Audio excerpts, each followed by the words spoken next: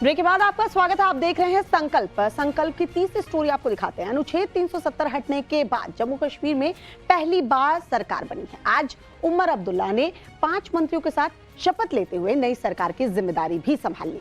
गठबंधन में शामिल कांग्रेस ने सरकार को बाहर से समर्थन दिया है, यानी वो सरकार में शामिल नहीं हुई है। सवाल अब ये उठ रहा है कि आखिर कांग्रेस ने अचानक ये फैसला क्यों लिया? इस फैसले के पीछे की कहानी क्या है? जो बताई जा रही है उस पर यकीन किया जाए या जो छिपाई जा रही है उसके मायने निकाले जाए? ये रिपोर्ट देखिए, आप भी समझ जाएंगे।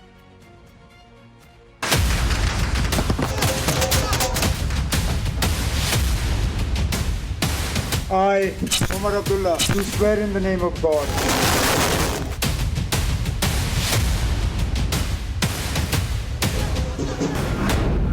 जम्मू कश्मीर के नए मुख्यमंत्री बने उमर अब्दुल्ला, लेकिन जम्मू कश्मीर सरकार में शामिल नहीं हुई कांग्रेस। उमर अब्दुल्ला सरकार को देगी बाहर से समर्थन। जम्मू कश्मीर की जिस जनता ने कांग्रेस और नेशनल कॉन्फ्रेंस के गठबंधन के वादों और दावों पर जो भरोसा किया, उसे पहले ही दिन झटकों का सामना क्यों करना पड़ा? जम्मू कश्मीर में शपथ के दिन ही मतभेद क्यों सामने आ गए? इतना बड़ा सियासी ड्रामा क्यों हो गया? आखिर ऐसी कौन सी डिमांड थी कांग्रेस की जिसकी वजह से नेशनल कॉन्फ्रेंस को अकेले ही शपथ लेना पड़ा? स्टेटहुड जब तक रेस्टोर नहीं होगा तब तक शामिल नहीं होंगे। कौन? कांग्रेस सर। तो ठीक है ना, तो इससे लगा आपको डिसएग्रीमेंट है सर? कोई डिसएग्रीमेंट नहीं है ना। आप देखिए ना, बाइक हटा दीजिए, बाइक छोड़ दीजिए। सर अभी They have one portfolio. They can't decide who to give it to. We'll wait. Let them decide. When they're ready to give it, we're ready. Congress के डिमांड और मतभेद की बाहर से दिखाई देने वाली और इनसाइड स्टोरी पर आएंगे, लेकिन पहले जम्मू कश्मीर के नए मुख्यमंत्री उमर अब्दुल्ला की शपथ को देख लेते हैं, क्योंकि ऐतिहासिक पल है। ऐतिहासिक इसीलिए क्योंकि 10 साल बाद जम्मू कश्मीर में चुनाव हुए हैं। लोकतंत्र के अधिकार का इस्तेमाल कर जम्मू कश्मीर की जनता ने जनादेश दिया और नई सरकार को चुना है। जम्मू कश्मीर के श्रीनगर में शेर कश्मीर इंटरनेशनल कन्वेंशन सेंटर में उपराज्यपाल मनोज सिन्हा ने उमर अब्दुल्ला को शपथ दिलाई। शपथ के दौरान कन्वेंशन सेंटर की सुरक्षा को बढ़ा दिया गया था। मुख्यमंत्री उमर अब्दुल्ला के साथ इस दौरान 5 मंत्रियों ने शपथ ली। उमर अब्दुल्ला के साथ जिन 5 मंत्रियों ने शपथ ली, उनमें नेशनल कॉन्फ्रेंस के सुरेंद्र चौधरी, सकीना इट्टू, जावेद अहमद राणा, जावेद अहमद डार और निर्दलीय विधायक सतीश शर्मा शामिल थे। जम्मू कश्मीर के इस पहले मंत्रिमंडल के 5 मंत्रियों में 2 मंत्री कश्मीर संभाग से और 3 जम्मू संभाग से हैं।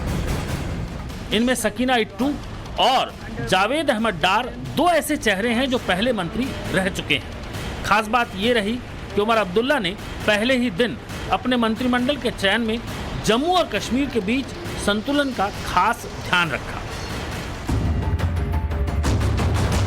अनुच्छेद 370 को हटाने के बाद जम्मू कश्मीर के चुनाव हर लिहाज से महत्वपूर्ण थे। बीजेपी को रोकने के लिए विपक्ष ने पूरी ताकत लगाई थी और वो उसमें कामयाब भी हुई।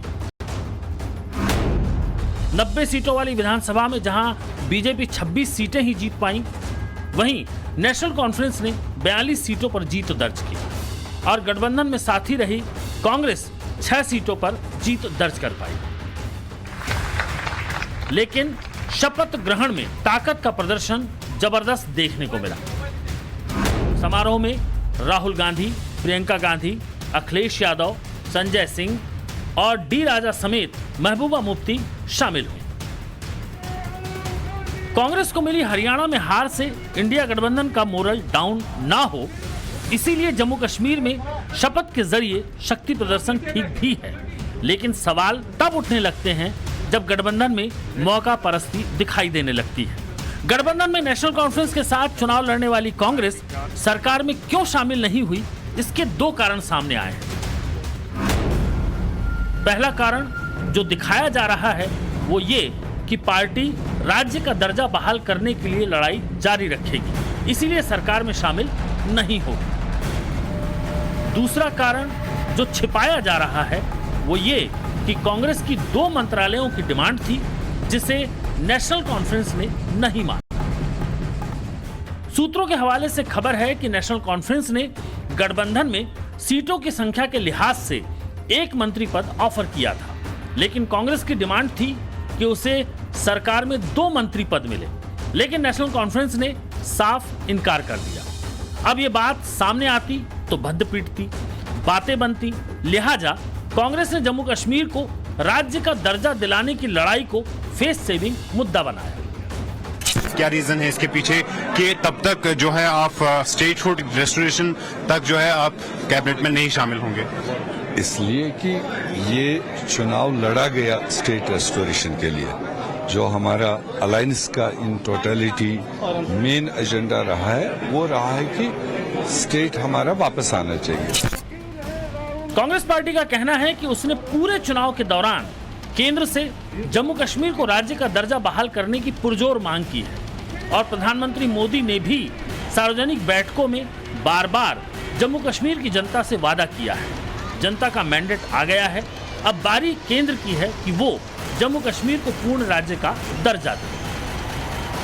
Prime minister of India record में थे कि पहले डिलिमिटेशन करेंगे, फिर इलेक्शन करेंगे, उसके बाद स्टेट रेस्टोर करेंगे। तो वो स्टेज आ चुका है, लोगों ने अपने मैंडेट दे दिया है। तो इसलिए हमने ये सोचा कि हम अभी प्रेस करेंगे government of India, prime minister को कि अब जब सारी चीजें हो चुकी है तो स्टेट रेस्टोर करो। अभी जम्मू कश्मीर एक केंद्र शासित प्रदेश है। जैसी दिल्ली में केजरीवाल की सरकार है, ठीक वैसी ही अब जम्मू में आज से उमर अब्दुल्ला की सरकार होगी। केंद्र शासित प्रदेश में उपराज्यपाल के पास बड़े अधिकार हैं। सरकार के हर फैसले में उपराज्यपाल की अनुमति जरूरी है। फाइल उपराज्यपाल के हस्ताक्षर के बगैर आगे नहीं बढ़ेगी। ऐसे में सवाल है कि क्या केंद्र जम्मू कश्मीर को पूर्ण राज्य का दर्जा इतनी आसानी से दे देगा? सारे पावर्स एलजी के पास है, तो आपको लगता है इन हालातों में सीएम कोई काम कर पाएगा? देखिए, लोगों ने एक मैंडेट दिया है, लोगों ने बड़े उम्मीदों के साथ एक मैंडेट दिया है जमात को, ये सोच के कि जो पिछले 5-6 साल से यहाँ के लोगों को जख्म लगे हैं उस पे मरहम होगा, और जो 2019 में 5 अगस्त को एक गलत फैसला लिया गया उसको कंडेम किया जाएगा, फ्लोर ऑफ द हाउस पे कंडेम किया जाएगा कि जम्मू कश्मीर के लोग उस फैसले के साथ नहीं है। इंशाअल्लाह हम लोग दोनों हितों को आगे चलाएंगे, उनकी मुश्किलें दूर करेंगे। चुनावी घोषणा पत्र में जम्मू कश्मीर को पूर्ण राज्य का दर्जा दिलवाना सबसे ऊपर था। इसके अलावा आर्टिकल 370 और 35A की बहाली भी चुनावी वादे में थी। चुनाव के दौरान राहुल गांधी ने इस मुद्दे को खूब हवा दी, लेकिन 90 सीटों वाली जम्मू कश्मीर में 32 सीटों पर लड़ने वाली कांग्रेस महज 6 सीटों पर ही जीत दर्ज कर पाई। तो स्टेटहुड है वो वापस देना है,